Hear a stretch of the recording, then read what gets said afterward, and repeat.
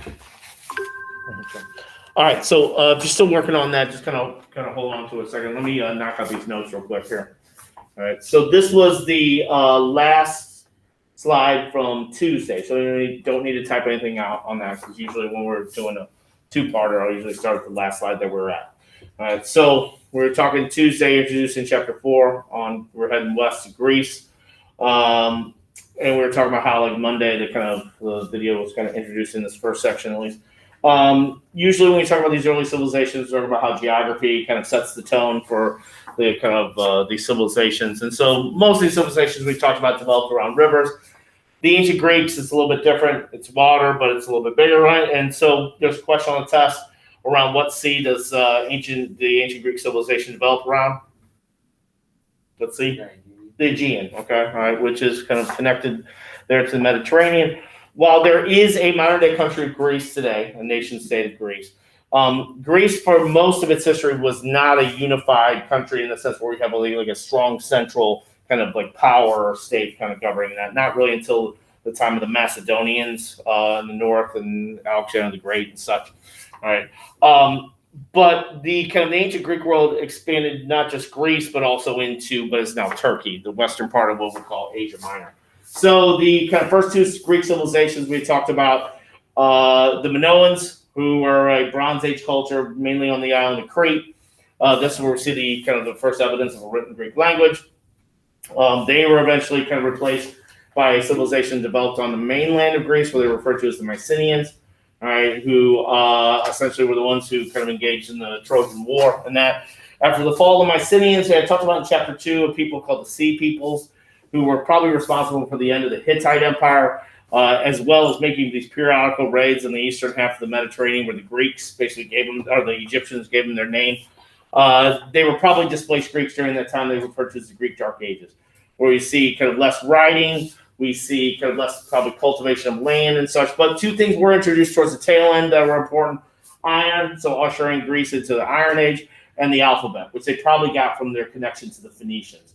All right. And so we also see the era of kind of during the 8th, 7th century BC of those epic stories from attributed to Homer, the Iliad and the Odyssey. Now, both of those are kind of advocating for this kind of distinctly Greek concept called a rite, where it's basically kind of the individual kind of glory is highly kind of encouraged in that. And so as a result of you not just like, that's going to basically be one of the factors that probably like the Greeks are going to basically kind of outkick their coverage, so to speak. All right, a relatively small civilization compared to, let's say, Babylonians and Egyptians and that, but they're going to do some pretty impressive things. But with a rite, you also see the development of kind of the first kind of concept of kind of competitive athletics, right? And the first evidence of that is in the 7th century with the Olympics, which was, there's other ones, but they were kind of like sporting events, but they're also religious ceremonies, festivals, and stuff like that. They're kind of associated with the god Zeus and other deities. This is an artist rendering what kind of Olympia looked like. Those are the remains here. Now, the era right after the Greek Dark Ages, historians refer to as the Archaic period, which is a little misleading because when you ever see the term archaic, it usually means something that's not very civilized. That's only because the era right after this, right around the time when we'll talk about the Persian Wars, where we see the kind of the golden age of Greece, as they refer to it. And so, particularly, we see kind of like the kind of concept of kind of the alphabet has become entrenched. Also, it was during this time where we find Greeks making settlements in other places, like in Sicily and southern Italy. All right, and that's where kind of like the Etruscans and then later the Romans get concepts that kind of developed from Greece, far west of Spain, but also in politics.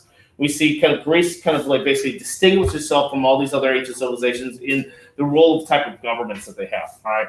Now, initially during the kind of the Archaic period, much of Greek history, kind of the main kind of social, political kind of like structure is developed around city-states. This isn't something that necessarily the Greeks developed, right?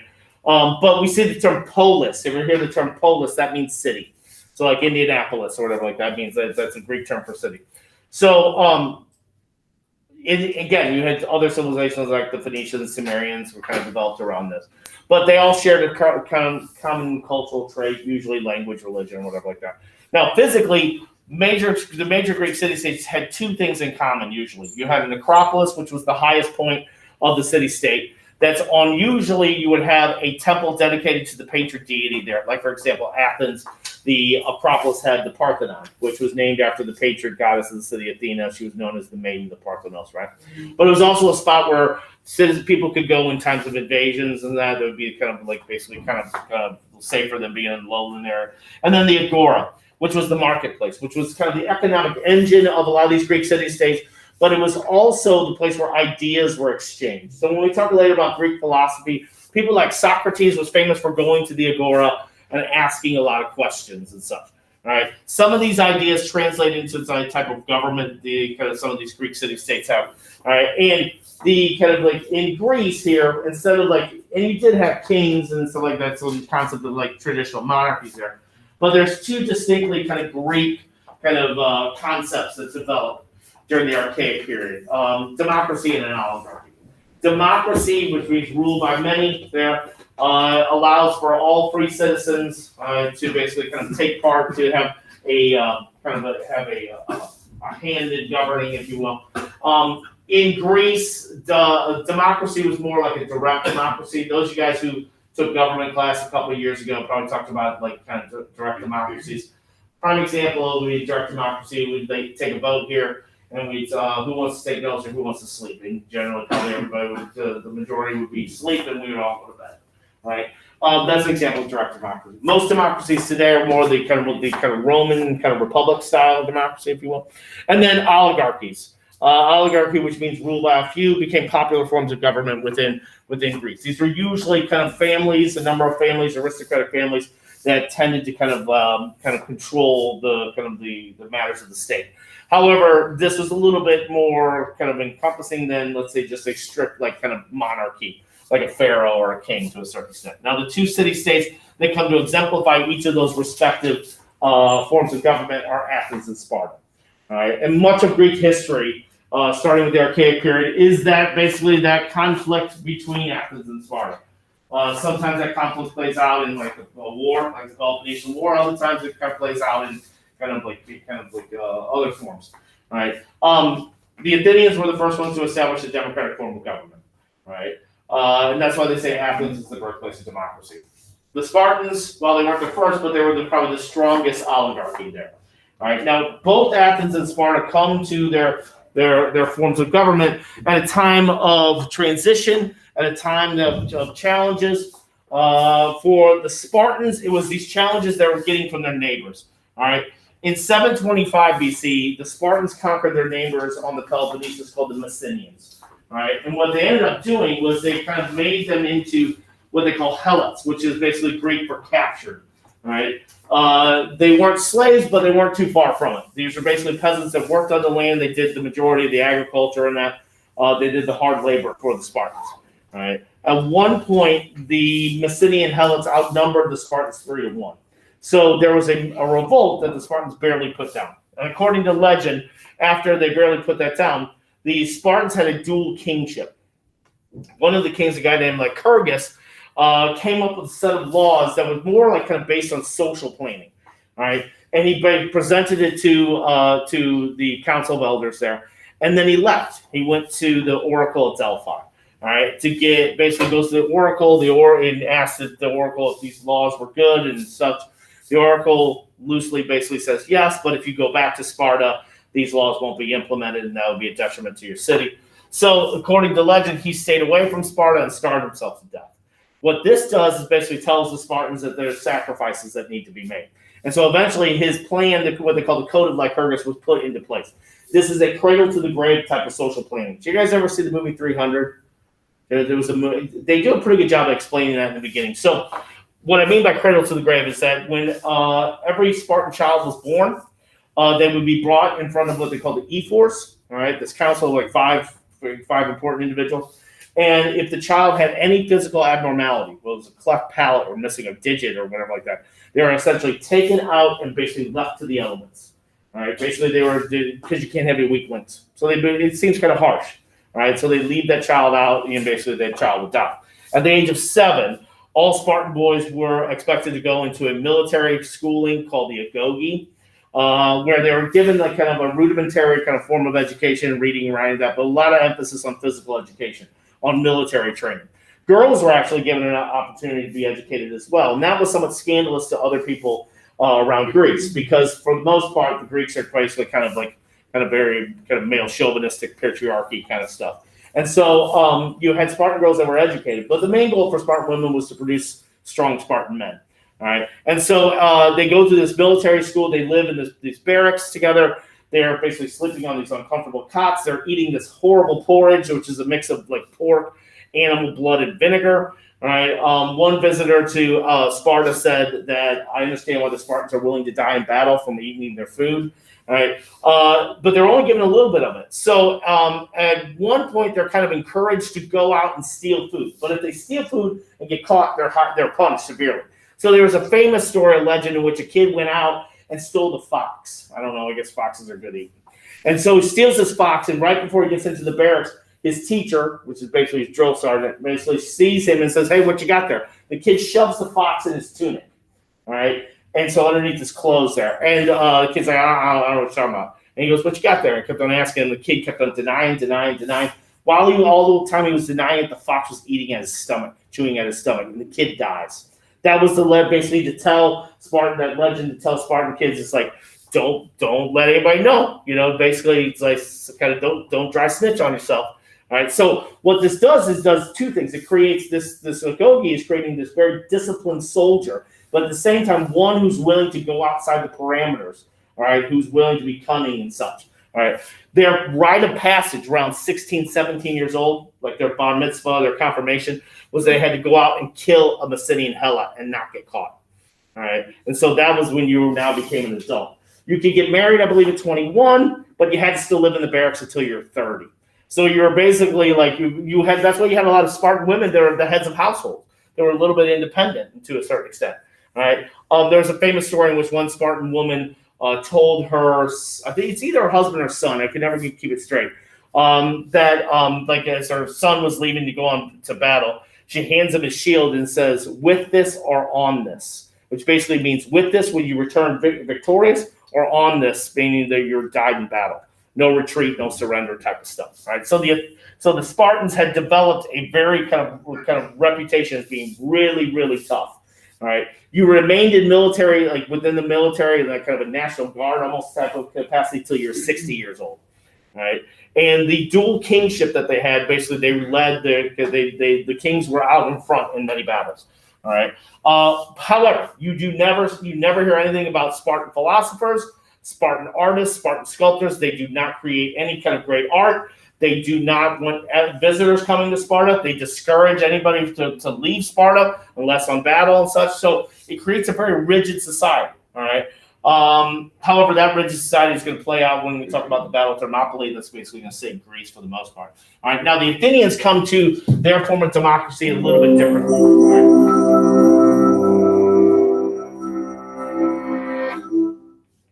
Hey, congratulations! You've just won the lottery. Only the prize isn't cash or a luxury cruise. It's a position in your country's national legislature. That sucks. And you aren't the only lucky winner.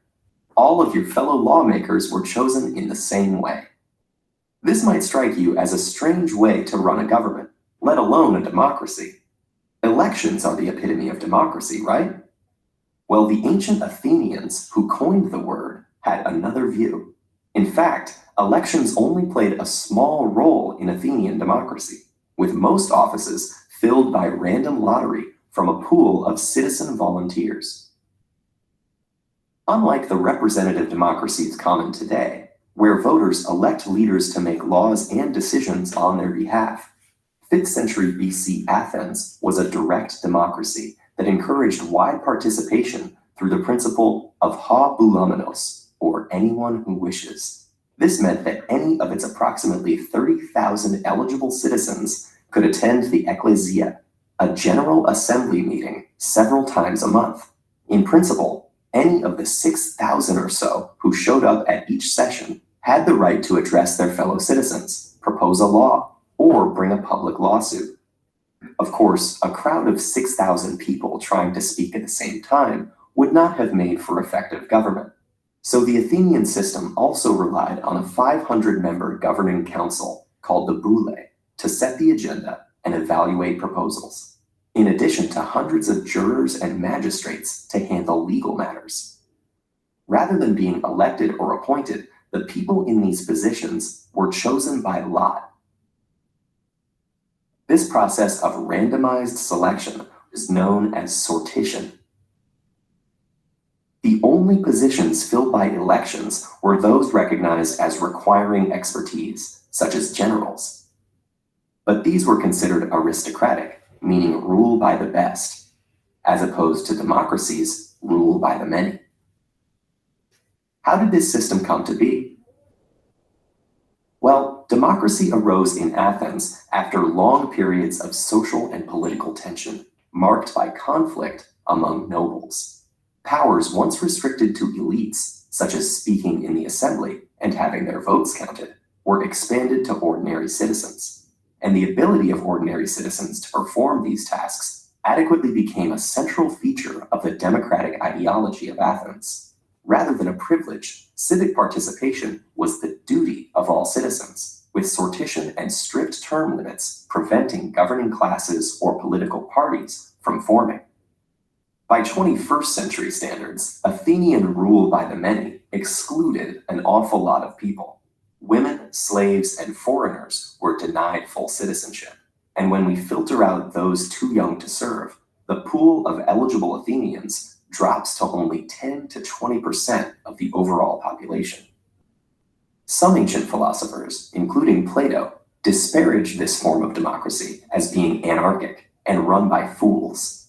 But today, the word has such positive associations that vastly different regimes claim to embody it.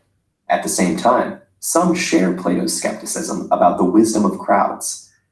Many modern democracies reconcile this conflict by having citizens elect those they consider qualified to legislate on their behalf. But this poses its own problems, including the influence of wealth and the emergence of professional politicians with different interests than their constituents.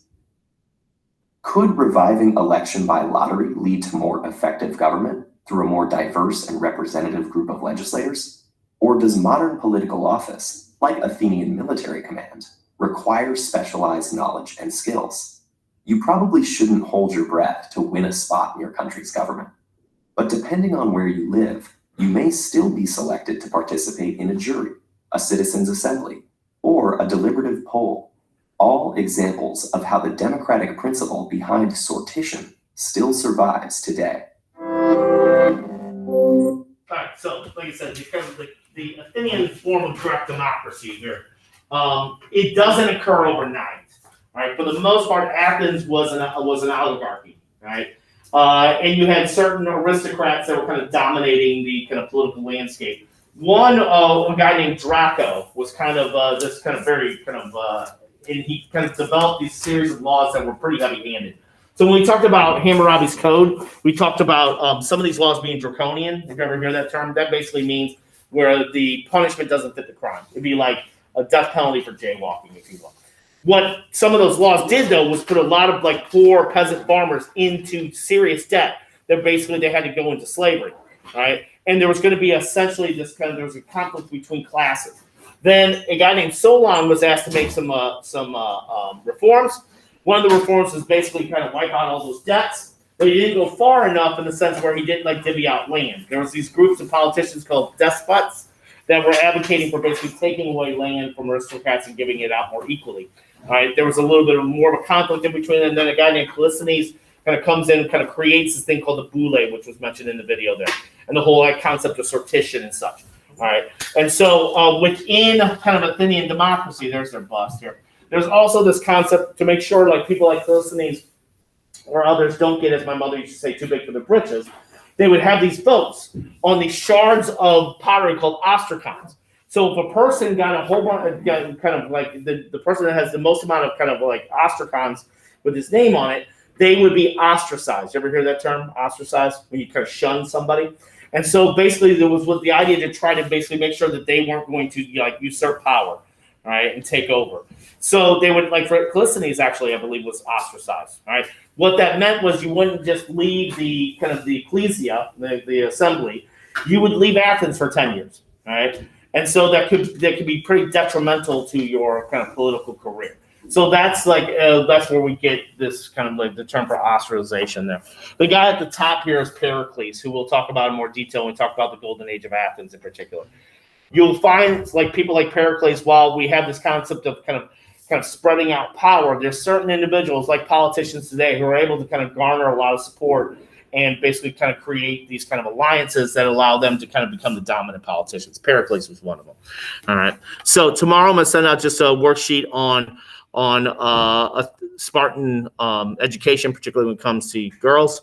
All right. And then on Monday, look for an article, a reading on comparing kind of our style of democracy with the Athenian style of democracy, which the article